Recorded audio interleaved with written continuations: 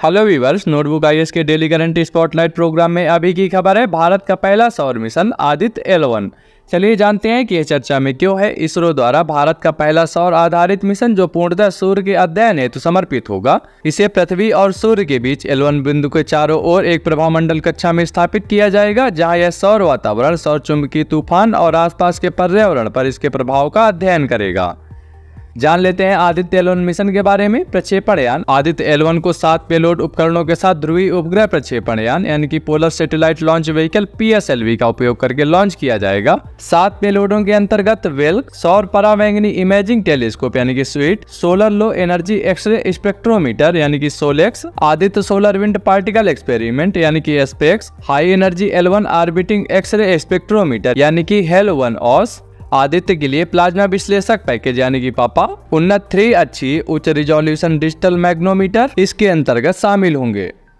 L1 बिंदु के चारों ओर प्रभामंडल कक्षा में रखे गए उपग्रह को बिना किसी ग्रहण के सूर्य को लगातार देखने का प्रमुख लाभ होता है। इससे वास्तविक समय में सौर गतिविधियों और अंतरिक्ष मौसम पर इसके प्रभाव को देखने का अधिक लाभ मिलेगा। विशेष सुविधाजनक बिंदु L1 का उपयोग करते हुए 4 पेलोड सीधे सूर्य को देखते हैं और शेष 3 पेलोड लैग्रेंज बिंदु L1 पर कणों और क्षेत्रों का इन सीटू अध्ययन करते हैं। इस प्रकार अंतर्ग्रही माध्यम में सौर गतिशीलता के प्रसार प्रभाव का महत्वपूर्ण वैज्ञानिक अध्ययन प्रदान करते हैं। उम्मीद है कि आदित्य L1 पेलोड के suite coronal heating, coronal mass ejection, pre flare और फ्लेयर गतिविधियों और उनकी विशेषताओं, अंतरिक्ष मौसम की गतिशीलता, कण और क्षेत्रों के प्रसार आदि की समस्या को समझने के लिए सबसे महत्वपूर्ण जानकारी प्रदान करेगा। अब जान लेते हैं लैग्रेंजियन पॉइंट 1 के बारे में। L1 का अर्थ लैग्रेंजियन अथवा लैग्रेंज पॉइंट 1 से है, जो पृथ्वी सूर्य प्रणाली के ऑर्बिट में स्थित 5 बिंदुओं में से एक है।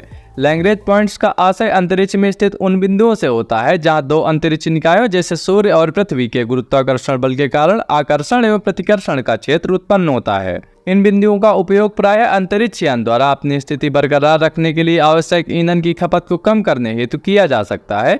लैग्रेंजियन पॉइंट 1 पर स्थित कोई उपग्रह अपनी विशिष्ट स्थिति के कारण ग्रहण अथवा ऐसी ही किसी अन्य बाधा के बावजूद सूर्य को लगातार देखने में सक्षम होता है। नासा की सोलर एंड हेलियोस्फेरिक ऑब्जर्वेटरी सैटेलाइट यानी कि SOHO-L1 बिंदु पर ही स्थित है। यह satellite national aeronautics and space administration यानी कि नासा और यूरोपीय स्पेस एजेंसी ESA की एक अंतरिक्ष सहयोग परियोजना है।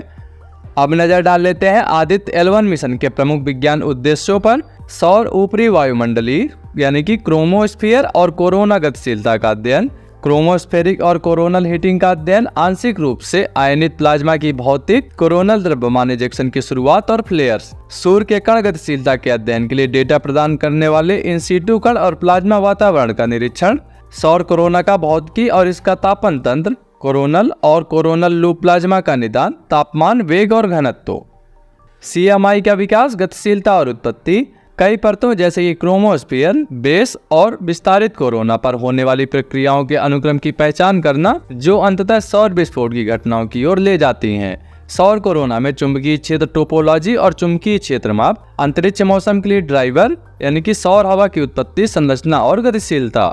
नजर डाल लेते हैं इसके प्रीलिम्स प्रैक्टिस क्वेश्चन पर। निम्नलिखित कथनों पर विचार करें।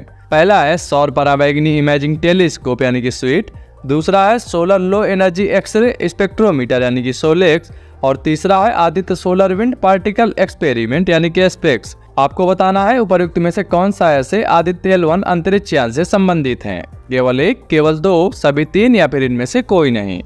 इस प्रश्न का जवाब हमसे कमेंट बॉक्स में जरूर साझा करें। मिलते हैं आपसे नए एपिसोड में।